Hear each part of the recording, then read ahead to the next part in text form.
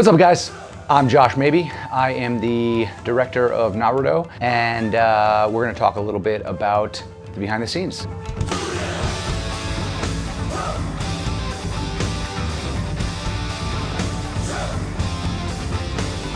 This Naruto piece is one of the coolest ones we've done yet. We're taking the H.LEE versus Kimimaro fight and expanding it, bringing it into live action in a way that I don't think's ever been done before.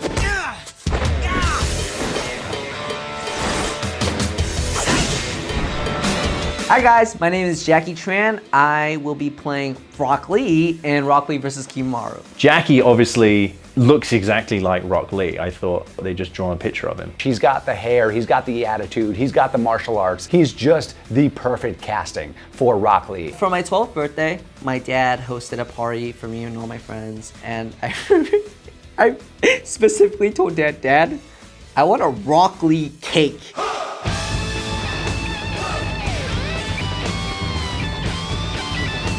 Hey, what's going on, guys? My name is Brandon H.LEE and I play the role of Kimimaro. How I got approached with the role of Kimimaro was from my good friend Jackie Tran, who actually plays H.LEE. I reached out to Brandon because it was that simple. Like, Brandon, you have the look, you can act, you are crazy in martial arts. Dude, like... You'd be perfect for Kimimaro. And I was like, I don't watch Naruto. So I had to do a lot of research on the fight itself and Naruto to make sure I paid homage to it, so I wasn't a freaking fraud. Strange. What sort of medicine is it? You would think it'd be easy to play a character that remains flat, but it's a really, really hard thing to do, especially when you get somebody like Brandon who always wants to evoke, and he's a very fun individual. And so it was really cool to see him go the opposite and play this suave, badass character. He was like that silent killer where he barely says anything, but when he does, you shit yourself a little bit. So predictable. It's over. And it's just like straight-faced and just deep, glorious voice.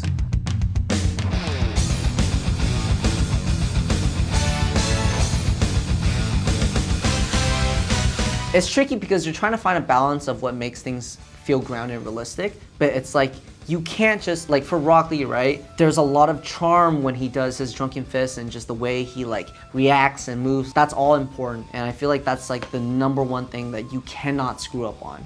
Jackie and I banged up our bodies pretty heavily for this, with no regrets whatsoever. Tons of flips, acrobatics, trampoline stuff, falls.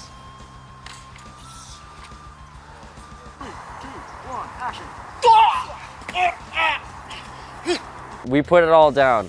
My all-time favorite moment from our H.LEE vs. Kimimaro short would hands down have to be the time when I kicked Brandon in the neck. Getting kicked in the neck and then staying up and being a brave soldier about it and being cool and just like laughing it off and just being present. It's awesome how all of us can do this, stick our necks out and just be okay with it.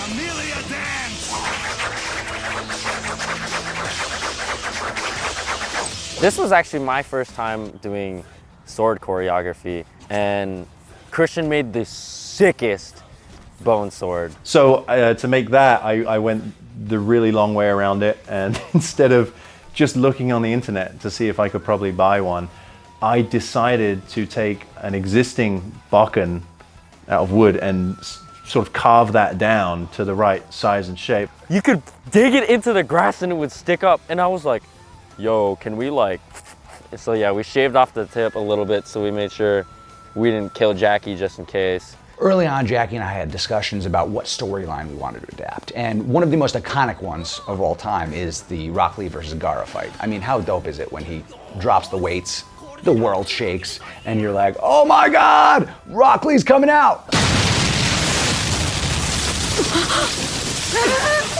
Eventually, we like to tackle these bigger VFX jobs, but right now it's just me handling most of the VFX, with the exception of the sand shot. So we have a sand shot. I can't wait for you guys to see it. It's a pretty dope shot that is a nice homage to where this story could go. Jackie and I are both actors, so we were able to do a lot of our own action. Actually, we did all of our action, but what was really cool is you could see both of our faces very clearly the whole time. You know it's Jackie and I. Gave us a lot of flexibility on camera angles and also making sure the audience felt like they were really in the story, because we could just be real close or we could be far, we could do whatever.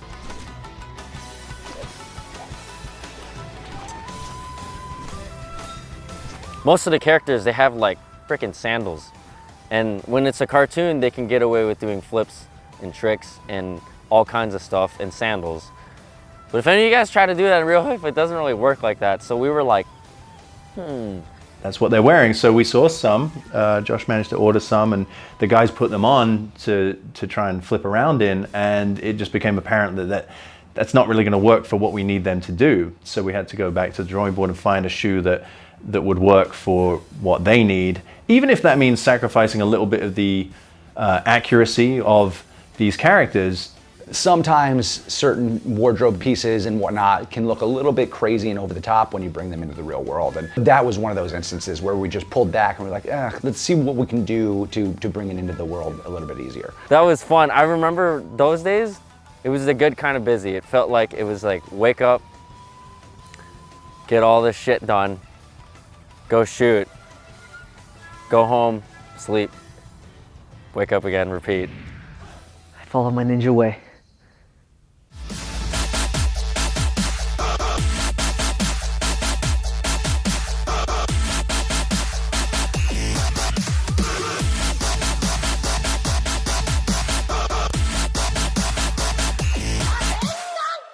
Thank you guys so much for watching behind the scenes on our Naruto adaptation. We're really, really excited with how it turned out, and we hope you guys enjoy.